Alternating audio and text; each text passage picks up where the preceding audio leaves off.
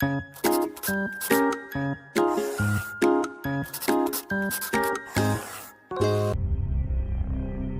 का इतिहास हजारों साल पुराना है। प्राचीन काल से ही हम इंसान पाई का उपयोग करते आए हैं। लेकिन क्या आप जानते हो कि पाई क्या है और पाई का स्टीफन हॉकिंग और अल्बर्ट आइंस्टाइन जैसे वैज्ञानिकों से क्या रिश्ता है? मैं जानता हूं कि बहुत से लोग गणित को पसंद नहीं करते, तो मेरा यकीन मानिए कि इस वीडियो में हम केवल पाई के रहस्य को जानेंगे और मैथ का तो बिल्कुल भी उपयोग नहीं करेंगे। दरअसल बात उस समय की है जब इंसानों ने पहले पहिए का आविष्कार किया। इंसानों ने पहिया तो बना लिया, लेकिन वो गोल नहीं था। इस वजह से जब वो लोग इधर उधर सामान को ले जाया करते तो उनके सामान के फैलने का डर बना रहता, क्योंकि पहिए गोल नहीं थे। इसी तरह समय गुजरता रहा, लेकिन वो कहते हैं ना, किसी भी नई चीज का आविष्कार तब होता है जब हमें उसकी जरूरत होती है। जैसे हजारों किलोमीटर दूर स्थित संबंधियों से बात करने की जरूरत महसूस हुई तो टेलीफोन का आविष्कार हुआ। उजाले की जरूरत महसूस हुई तो इलेक्ट्रिक बल्ब का आविष्कार हुआ।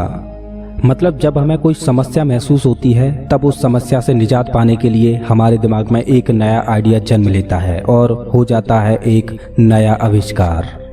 इसी तरह से जब पहिए का इतिहास आगे बढ़ता रहा और पहिया गोल होता गया, तब लोगों ने जाना कि कोई भी पहिया पूरी तरह से तब गोल होता है जब उसकी परिधि और उसके डायामीटर का अनुपात एक कांस्टेंट नंबर हो। और चाहे सर्कल छोटा हो या बड़ा हो, लेकिन इस कांस्टेंट की वैल्यू हमेशा सेम रहती है। और उस कांस्टेंट नंबर को नाम दिया गया पाई, जिसको ग्रीक भाषा में 16वें नंबर पर मौजूद अक्षर से डिनोट किया जाता है। अब लोगों ने ये तो जान लिया कि किसी भी गोल आकृति में एक कांस्टेंट नंबर हमेशा रहता है, लेकिन लोग अब भी उस कांस्टेंट नंबर की यानी पाई की वैल्यू नहीं जानते थे।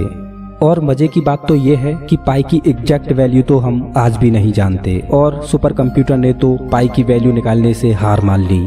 और कुछ लोगों ने तो अपनी पूरी जिंदगी ही पाई की वैल्यू निकालने में गुजार दी। वो लोग खुद तो गुजर गए, लेकिन पाई की वैल्यू अभी तक नहीं निकली। अब आप सोच रहे होंगे कि पाई की वैल्यू इतनी इम्पोर्टेंट क्यों है और इसकी वैल्यू निकालना इतना मुश्किल क्यों है। ये तो आसान है, हमने तो स्कूल में पाई की वैल्यू 22/7 पढ़ी थी। 22 को 7 से डिवाइड करते जाओ और पाई की वैल्यू निकल आएगी। लेकिन मेरे दोस्त, मैं आपको बता दूं कि जो आपने पाई की वैल्यू 22/7 पढ़ी है वो गलत है और आपने गलत पढ़ा है। दरअसल पाई एक इर्रेशनल नंबर है और इसकी वैल्यू कभी भी रिपीट नहीं हो सकती। आपको जानकर हैरानी होगी कि बिना पाई की वैल्यू जाने हम स्पेस में कोई भी मिशन नहीं कर सकते, ना ही कभी हवाई जहाज बना पाते। खैर, जान लेते हैं कि 22/7 जो आपने अभी तक पढ़ा है वो आखिर क्या है। अगर किसी भी गोल आकृति की परिधि 22 यूनिट हो तो उसको परफेक्ट सर्किल यानी गोल बनाने के लिए उसका डायामीटर 7 यूनिट होना चाहिए, और परिधि और डायामीटर का अनुपात ही वो कांस्टेंट नंबर है जिसे पाई बोलते हैं। खैर, अब जान लेते हैं कि जो हमने स्कूल में पढ़ा वो गलत क्यों है।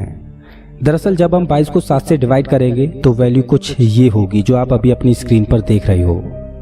लेकिन पाई की असल वैल्यू तो कुछ इस प्रकार है जो अभी आप अपनी स्क्रीन पर देख रहे हो। और आपको ये बात जानकर हैरानी होगी कि आधुनिक दौर के सुपर कंप्यूटर ने पाई की दशमलव के बाद 5 ट्रिलियन वैल्यू निकाली, और इससे आगे सुपर कंप्यूटर पाई की वैल्यू निकालने में हार गया। सुपर कंप्यूटर द्वारा पाई की इतनी वैल्यू निकालने के बावजूद भी पाई की वैल्यू अभी तक अधूरी है। दोस्तों, चलिए अब जानते हैं पाई का एक अनोखा रहस्य जो आप नहीं जानते।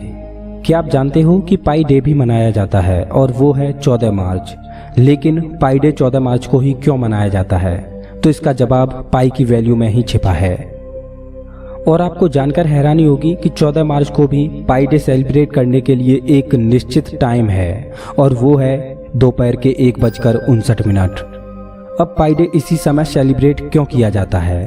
तो इसके लिए हमें पाई की वैल्यू को आगे बढ़ाना होगा। अब आगे मैं आपको जो बताने जा रहा हूँ, या तो वो एक इत्तेफाक है या फिर कुदरत का एक करिश्मा। फिजिक्स की दुनिया में उथल पुथल मचाने वाले महान वैज्ञानिक अल्बर्ट आइंस्टाइन का जन्म 14 मार्च को ही हुआ था। और अब एक और इत्तेफाक बताऊं, 14 मार्च को ही महान वैज्ञानिक स्टीफन हॉकिंग का देहांत हुआ था। दोस्तों, आपको क्या लगता है कि क्या ये एक इत्तेफाक है या इसके पीछे कोई और रहस्य है?